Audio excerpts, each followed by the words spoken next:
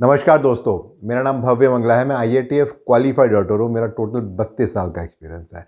एक और बेहतरीन टॉपिक में लेके आया हूँ और आज मैं बात करने वाला हूँ MSA के बारे में, मेजरमेंट सिस्टम एनालिसिस के बारे में। और वहाँ एक बहुत ही इंटरेस्टिंग टर्मिनोलॉजी होती है स्वाइप, SWIPE, जो बात करता है डिफरेंट सोर्सेज ऑफ वेरिएशन की जो मेजरमेंट सिस्टम में आ रही हैं। और जब तक ये वीडियो समाप्त होगा आपको समझ में आएगा स्वाइप होता क्या है, क्यों ये इम्पॉर्टेंट है, किस तरीके से इम्पैक्ट करता है मेजरमेंट सिस्टम में और क्या हम एक्शन ले सकते हैं इसके लिए।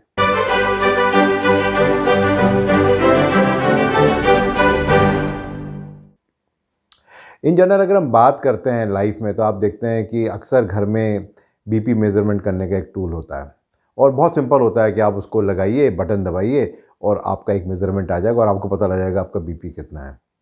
बट उसमें भी कई सारी बातें हैं कि जो स्ट्रैप है वो कहाँ लगाना है, राइट बाह में करना है, लेफ़्ट बाह में करना है, हाथ की मूवमेंट, हाथ ऐसे रहना चाहिए, हाथ ऐसे होना चाहिए और इस तरह के कई सारे डूज़ एंड डोंट्स हैं जिसका ध्यान रखना बहुत ज़रूरी है। अगर वो नहीं किया जाएगा तो हो सकता है कि जो BP आए वो ठीक ना आए और मे बी जो हम एक्शन लें वो भी ठीक ना हो।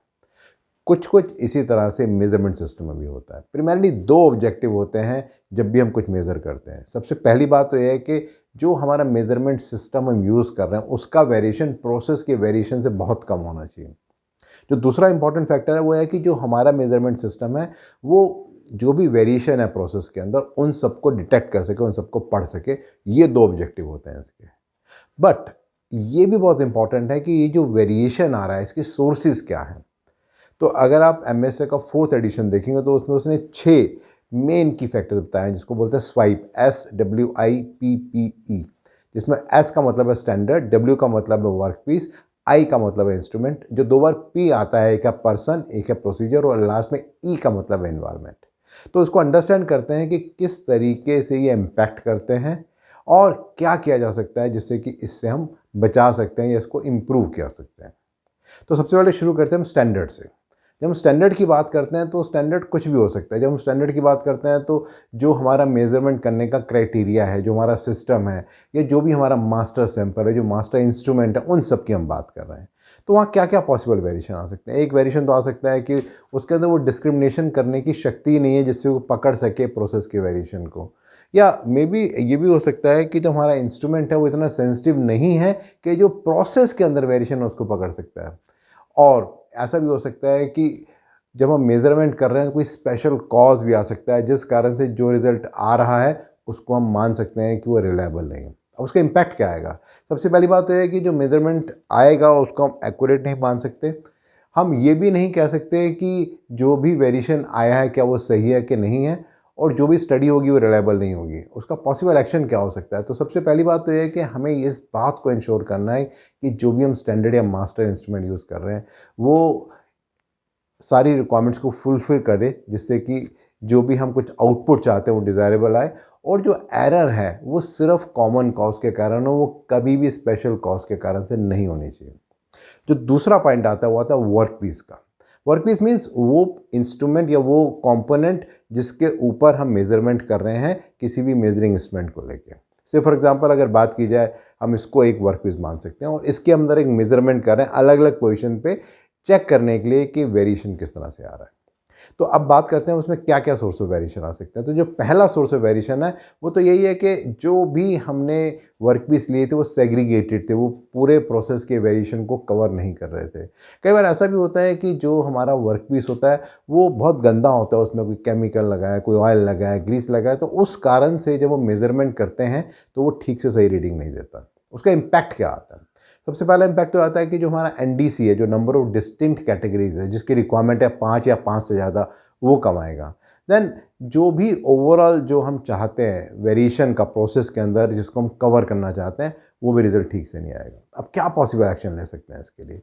सबसे पहला एक्शन तो यही है कि हमें इस बात को इंश्योर करना है कि जो भी हमारे 10 सैंपल्स हैं वो इंटायर प्रोसेस के वेरिएशन के होने चाहिए और जो अप्रेजर है जो इस टेस्ट को कंडक्ट कर रहा है वो भी ट्रेंड होना चाहिए, उसको जानकारी होनी चाहिए इस बारे में कि उसको क्या करना है।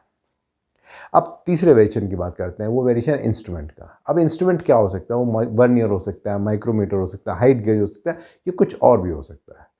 उसके क्या क्या पॉसिबल वेरिएशन आ सकते हैं विद रिस्पेक्ट टू जो इंस्ट्रूमेंट हम यूज़ कर रहे हैं। जो सबसे पहला सोर्स ऑफ वेरिएशन है वो तो ये हो सकता है कि वो कैलिब्रेटेड ही नहीं है, और अगर वो इंस्ट्रूमेंट कैलिब्रेटेड नहीं है तो हम उसे कैसे रिलाई कर सकते हैं। कई बार ऐसा भी होता है कि जो मेजरिंग इंस्ट्रूमेंट होता है, वर्नियर होता है, वो डैमेज हो जाता है, कभी नीचे गिर जाता है, उस कारण से उसमें प्रॉब्लम आती है। कई बार ऐसा भी होता है हमें यूज़ तो करना था माइक्रोमीटर जहाँ हम थिकनेस चेक कर रहे हैं, बट उसकी जगह चूँकि हमारे पास अवेलेबल नहीं था, वो ख़राब था, हमने वर्नियर से थिकनेस चेक करनी शुरू कर दी, तो वो जो रिज़ल्ट है उसमें वेरिएशन आएगा। अब उसका इम्पैक्ट क्या होगा? इम्पैक्ट में सबसे पहली बात तो यही होगा कि जो भी हमारा मेज़रमेंट है उसमें एरर आएगा, रिज़ल्ट्स इरैटिक आएंगे, और वो जो हम टाइप 1 टाइप 2 एरर की बात करते हैं कि सही गलत हो जाएगा, गलत सही हो जाएगा, उन सब की पॉसिबिलिटी आ जाती है। अब क्या किया जाए इसके लिए? तो सबसे पहली बात तो इस बात का इंश्योर करना है कि हमें सिर्फ कैलिब्रेटेड इंस्ट्रूमेंट यूज़ करना है। इंस्ट्रूमेंट्स को प्रॉपर्ली हमें सेफली जो बॉक्स है उसमें रखना चाहिए, और हमें इस बात को भी इंश्योर करना है कि जो भी इंस्ट्रूमेंट हमारे कंट्रोल प्लान में स्पेसिफाई किए गए हैं उन्हीं को हमें यूज़ करना है। जो चौथा है वो है पर्सन, यानी कि मैं, जैसे कि एक अप्रेज़र, कि अगर कोई भी अप्रेज़र है जो कि ये टेस्ट कर रहा है, उस कारण से भी कई सारे सोर्स ऑफ वेरिएशन आ सकते हैं। जैसे एक वेरिएशन तो आ सकता है कि उसको पता ही नहीं है कि उसको किस तरह से मेजरिंग इंस्ट्रूमेंट यूज़ करना है, से फॉर एग्जांपल वर्नियर कैलिपर। कई बार एटीट्यूड का भी इशू होता है कि उसका इंटरेस्ट ही नहीं है मेजरमेंट करने में, तो कैसे होगा। कई बार ऐसा भी होता है कि उसकी आईसाइट ख़राब होती है, जो जो भी अप्रेज़र है या जो भी ऑपरेटर है जो चेक कर रहा है, तो अगर उसकी आईसाइट ठीक नहीं है तो ऑब्वियसली है प्रोसेस में जो भी वो आउटपुट नोट कर रहा है उसमें वेरिएशन तो आएगी। उसका इम्पैक्ट क्या होगा? जो रीडिंग्स हैं उसमें वेरिएशन आएगी, जो रिजल्ट्स आएंगे वो अनप्रेडिक्टेबल आएंगे, और जो भी रिजल्ट आ रहे हैं जो हमने डॉक्यूमेंट किए हैं उसमें हम ट्रस्ट नहीं कर सकते। क्या पॉसिबल एक्शन हो सकता है? सबसे पहली बात तो है कि हमें क्वालिफाइड लोगों को आइडेंटिफाई करना है, हमें लोगों को प्रॉपर ट्रेनिंग देनी है, और हमें ये भी इंश्योर करना है कि उनके पास जो भी अप्रोप्रिएट इंस्ट्रूमेंट है वो होने चाहिए। अब आता है पांचवा, जो बात करता है प्रोसीजर के बारे में। कोई वर्क इंस्ट्रक्शन है, कोई सिस्टम है, किसको फॉलो करना है, और अगर उसके अंदर वेरिएशन आएगा तो भी दिक्कत आ सकती है। तो क्या क्या पॉसिबल सोर्स ऑफ वेरिएशन आ सकते हैं? सबसे पहले तो ये आ सकती है कि हमारा एक प्रोसीजर था कि हमें एक सर्टन लोकेशन पे ही चेक करना है। से फॉर एग्जांपल अगर हम इस पेन को देखे चलें तो ये डिसाइड हुआ था कि ये जो जगह है यहीं पर ही हमें मेजरमेंट करना है, बट एक्चुअली पता लगा कभी हमने मेजरमेंट यहाँ पे कर दी, कभी यहाँ कर दी, कभी यहाँ कर दी, तो हमारा वो जो सही जगह थी जहाँ पे हम मेज़र करना था वो नहीं है, तो गड़बड़ हो जाएगी। देन दूसरी इंपॉर्टेंट बात है कि सीक्वेंस क्या है। जो हमारे पास सैंपल्स होते हैं उसकी एक सर्टेन सीक्वेंस होती है, उसको किस तरह से, अगर उसमें कुछ गड़बड़ होगी तो भी दिक्कत आ सकती है। देन तीसरा होता है कि जो अप्रेज़ी है, जो मेज़रमेंट कर रहा है, जो अप्रेज़र करवा रहा है, कई बार उसमें जो हमने नंबरिंग छुपा के लिखी होती है उसको उसके बारे में पता लगा, तो ऑलरेडी उसे पता होता है कि 5 नंबर की रीडिंग तो यही होगी, तो हमारा जो प्रोसीजर है वो ठीक नहीं है। उसका इम्पैक्ट क्या होगा? जो भी रिकॉर्डेड वैल्यूज़ होंगी वो डिफरेंट होंगी, जो वैल्यूज़ आएंगी भी वो बाइस्ड होंगी, इसमें हम ट्रस्ट नहीं कर सकते हैं। सॉल्यूशन क्या है? सबसे इंपॉर्टेंट बात है कि हमारे पास एक डिफाइंड डॉक्यूमेंटेड प्रोसीजर होना चाहिए कैसे हमें काम करना है। देन उस प्रोसीजर के हिसाब से लोगों को ट्रेनिंग भी मिलनी चाहिए कि किस तरीके से उनको यूज़ करना है, और अप्रेज़र को ध्यान रखना है कि जो भी इंस्ट्रूमेंट है उसके अंदर जो भी मार्किंग की गई है जो कंपोनेंट्स के अंदर, वो किसी और को पता नहीं चलनी चाहिए। अब बात करते हैं आखिरी, वो है एनवायरनमेंट, ये वातावरण। ये एक बहुत इंपॉर्टेंट रोल प्ले करता है। मे बी हर जगह नहीं करता, बट जहाँ पर भी हमारा जो कंपोनेंट है वो सेंसिटिव है टेम्परेचर से, ह्यूमिडिटी से, इलेक्ट्रोमैग्नेटिक वेव से, वहाँ पर इसका इम्पैक्ट आता है। और अगर एक इम्पैक्ट आता है तो उस कारण से जो भी हमारी रीडिंग्स आ रही हैं वहाँ पे वेरिएशन आ जाता है। कई बार ऐसा होता है कि जहाँ पर हम चेकिंग कर रहे हैं वहाँ पे अंधेरा इतना है कि कोई पढ़ नहीं सकता। कई बार वो जो जगह है एर्गोनॉमिकली ठीक नहीं है, मे बी वो टेबल ऊंची नीची है, मे बी वो जगह इस तरह की है कि वहाँ पे कोई कंफर्टेबली खड़ा होकर चेक ही नहीं कर सकता, तो उस कारण से भी वेरिएशन आ सकते हैं। तो ये बहुत इंपॉर्टेंट है कि हमें ये इंश्योर करना है कि जो प्रोसेस डिज़ाइन में जो हमने एनवायरनमेंट डिसाइड किया है, जो भी टेम्परेचर, ह्यूमिडिटी, इलेक्ट्रोमैग्नेटिक वेव्स, उन सब का किस तरह से ध्यान रखना है उसको हम देखें। देन ये भी देखें कि ये जो भी इन्वायरमेंटल कंडीशन है वो हमारी जॉब सेटअप का पार्ट भी होनी चाहिए, जिससे कि उसमें हम चेक कर सकें बिफोर द मेजरमेंट। और अगर इन 6 के 6 वेरिएशंस को अगर हम ध्यान में रखेंगे तो जो भी हमारा रिज़ल्ट आता है, चाहे वो एनडीसी है, जीआरआर, रिपीटेबिलिटी, रिप्रोड्यूसिबिलिटी, हम हमेशा आइडेंटिफाई कर सकते हैं कि जो सोर्स ऑफ वेरिएशन है वो इन 6 में से ही कोई होगा। तो अगर मैं समरी करूं, मैंने आपसे बात की 6 सोर्स ऑफ वेरिएशन की, स्वाइप, SWIPPE, और यही 6 सोर्स ऑफ वेरिएशन है जिस कारण से एमएस से स्टडी करते हुए हमारे मेजरमेंट में आ रहा था, और जितना ज़्यादा इन 6 के 6 वेरिएशन को हम ध्यान रखेंगे उतना ज़्यादा हम इंश्योर कर सकते हैं कि जो आउटपुट है वो प्रेडिक्टेबल होगा और उन रिजल्ट्स को हम ट्रस्ट कर सकते हैं।